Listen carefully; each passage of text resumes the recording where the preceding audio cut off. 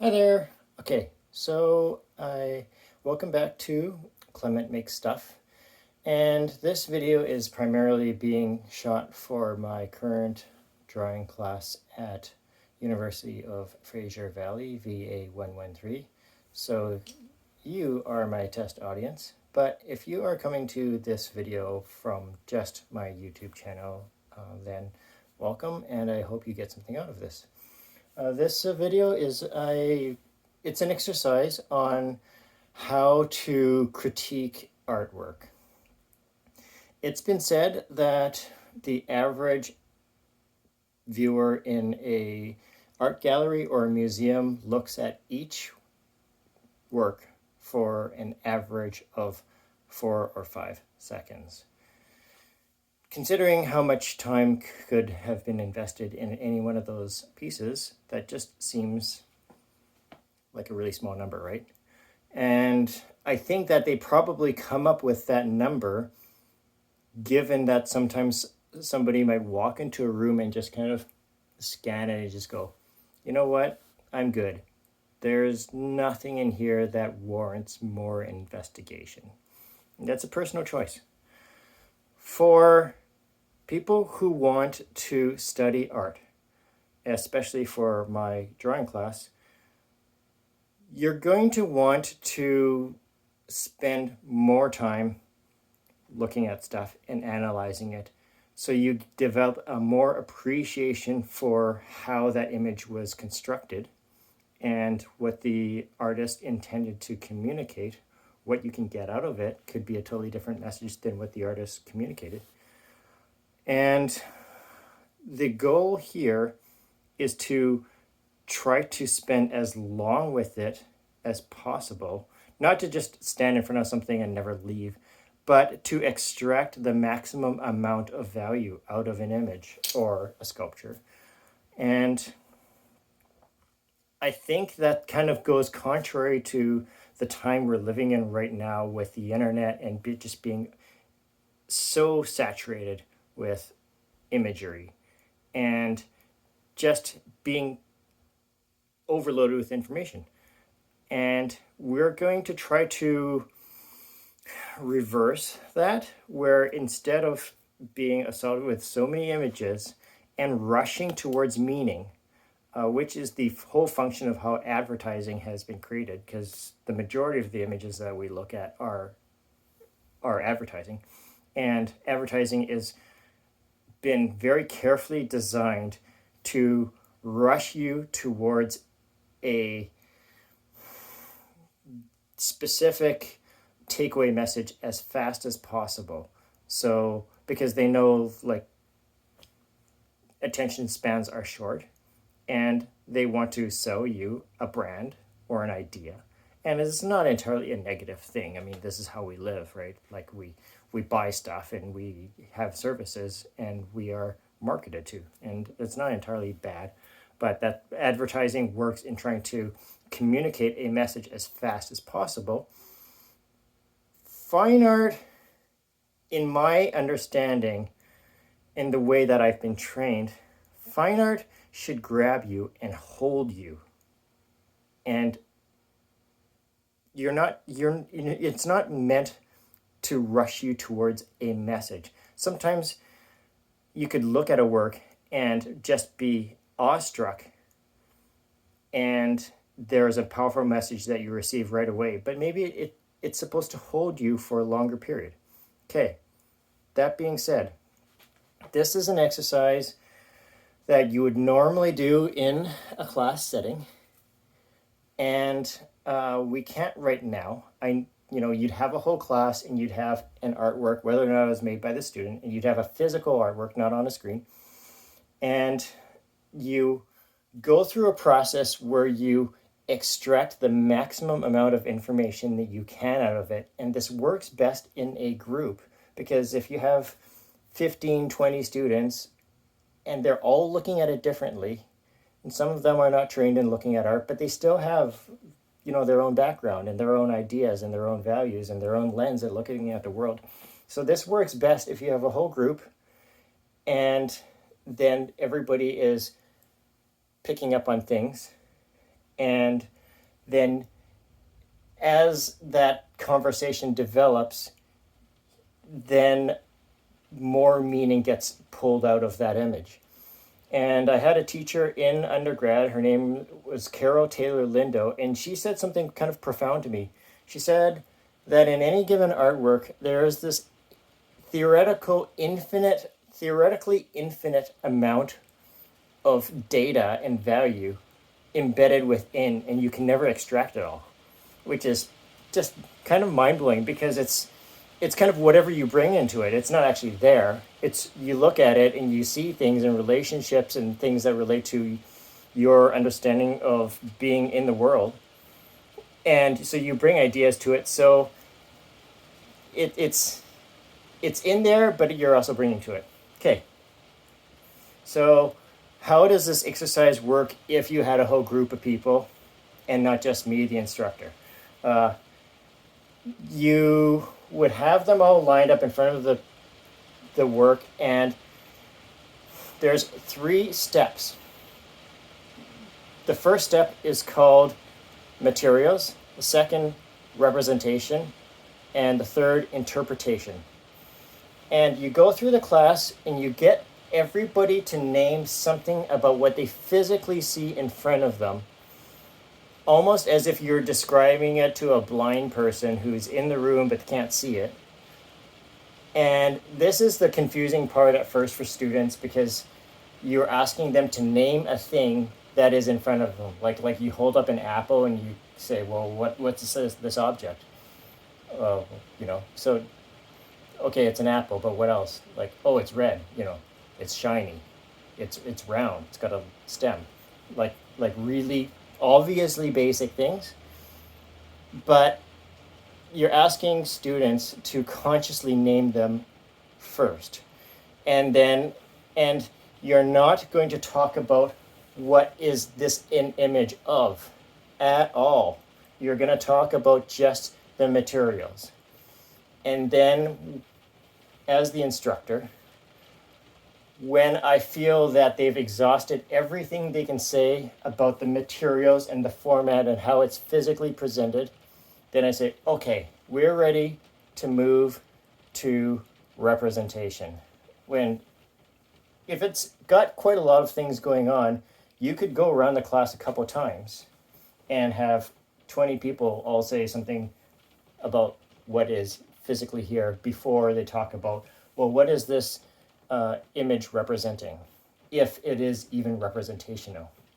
So obviously this works best if there's quite a lot of content physically here. If you had a painting that was all painted red, and there's nothing wrong with that, because there's a precedence in abstract expressionism and minimalism for a minimalist work.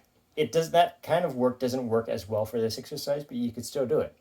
Okay, so anyway, then you go to representation, and you get the students to name everything about what this is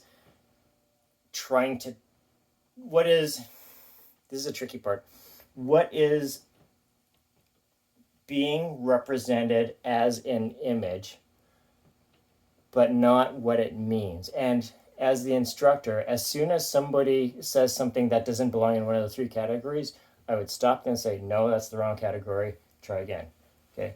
And then when you've exhausted everything that you can say about that image in terms of what it represents, then you say, okay, next person, tell me, now that we've covered all that ground of materials and image representation, what is this? How do you interpret this as a message? What's happening here? Like, who are these people? What's going on? How do you feel about it? So that's my preamble. And then if you were imagining me as a group of students, I'm going to try to say everything that I can physically see in terms of materials, then representation, then interpretation is the fun one, but it can go anywhere, right? And so this is a fun exercise, and it gets students to actually really spend a lot of time looking at something and going, wow, the more I look at this, the more I can get out of it. But I have to be willing to put in the work, and then it'll pay off. It'll reciprocate. Okay, so what is here? This is a stretched gessoed canvas mounted to a wall. Like literally, you want to start with something that basic because it all matters.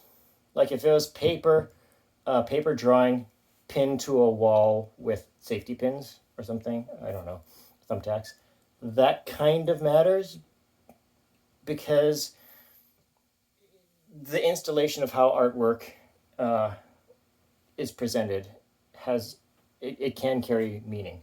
Okay, so I'm just going to go through this because I sometimes talk too much, but this exercise is all about talking. Okay, this is a stretched canvas mounted to a wall that is about 1/2 inch thick, staples on the outside. The side is unpainted and it is unframed and it is portrait format and it is roughly 14 inches wide and 20 inches tall. So something as simple as, well, it's portrait format, not landscape. It's obvious, but it's not. You want to have to name those things. Okay, what else do we see here? Well, it's relatively flat. There's a little bit of texture to it, and it has acrylic paint applied to it. See, we're not talking about the image, we're talking about the materials. Okay, is there anything else we can say about it? Well, there's no indication there's any other materials involved. So I think we can move on. Okay. What is this image representing? Well, first of all, we could say something about the way the paint has been applied, which in this area has been very smoothly applied. There are these gradients that have been layered on top of each other so that there's not any really distinct edges between the colors. They kind of flow into each other. Whereas there's other areas that have very sharp edges, mostly in the foreground. And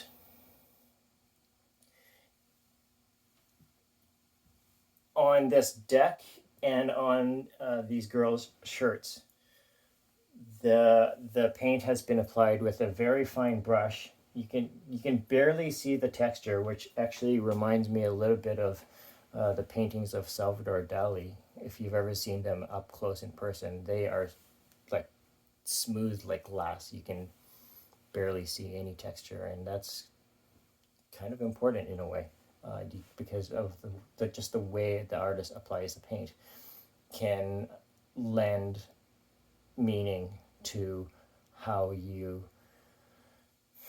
interpret it. Okay, so it has this illustrative quality, and well, what do we see here? We see two female figures, and they're jumping, and they're sharing a skipping rope, and they're wearing masks, skirts. There's this texture on this beautifully painted texture. And even the word beautiful at this point is kind of unnecessary. You could maybe save that for the third thing, because we're not at a stage where we want to apply any value judgments. Okay. But I could say that there's this glow of light, the way that the artist, and I don't think I mentioned this, by the way, but this is Tim Francis, and he's a local artist here in Kamloops. I personally think that he's one of the most accomplished artists in Kamloops that I've met in 6 years, and I'm just really proud to own one of his works. Anyway, So there's this glow of light coming off. So it's not totally clear if this is a sunrise or a sunset, but there's this kind of a yellow and purple light that cascades through the image. There's this state that they're suspended, and there's not any kind of blurry marks showing that they're in motion. They're kind of frozen. So I'm just identifying things that I see without trying to unpack any implied or inferred narrative. What else do I see here? There's the ocean waves. There's no clouds in the sky, so there's like this kind of calm stillness. Is that more interpretation or like it's iffy? There's something that they're wearing masks, and there's something that some people who have come over to our house have noticed is that this one girl has this face that looks like an old woman. So that's identifying a thing that's being represented without trying to decipher what it means, because we'll get to that in the third stage. So let's say that we're at a stage where we've identified everything that's physically represented and the way the paint has been applied.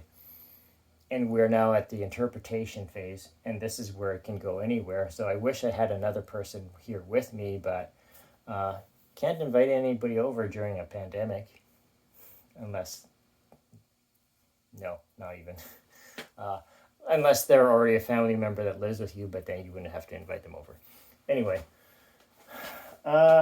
what does this mean? Well, I can't really tell you, because that sort of defeats the purpose, because this is a haunting image. There's like this kind of emotional quality that I can't quite pin down, and I've been living with this painting for a bit over a year, and I like not having decided on what it means. It's in our dining room, and I like not having had that resolved. Whereas I think a lot of people want easy answers, and they want to say, well, what did the artist mean? What's this song mean? And then they maybe sometimes hate it when the artist goes, well, it's whatever you want it to mean, which sounds like a kind of a bullshit, like, get out of jail free card. Artists do come up with things, but sometimes they don't want to pin it down, because they don't want to tell you, well, this meant that, and then that's how you have to interpret it. So it's all over the place. But I like the kind of artwork that I like the best are the ones that provoke me and intrigue me and make me want to spend more time with them, and I don't rush towards the answers. So the ones that I find more mysterious are my favorite kinds of art. They could look like in infinite different ways, but I love this painting because its meaning is not immediately obvious. So I'm gonna leave it there, because I don't want to say any more about what I interpret is going on here. Now that we've said all these things that I've identified about this painting, maybe it will lead you, the viewer, to a deeper understanding of what might be going on here for you specifically, because we've named all those things. Okay? So let's leave it there, and we'll see you in the next video.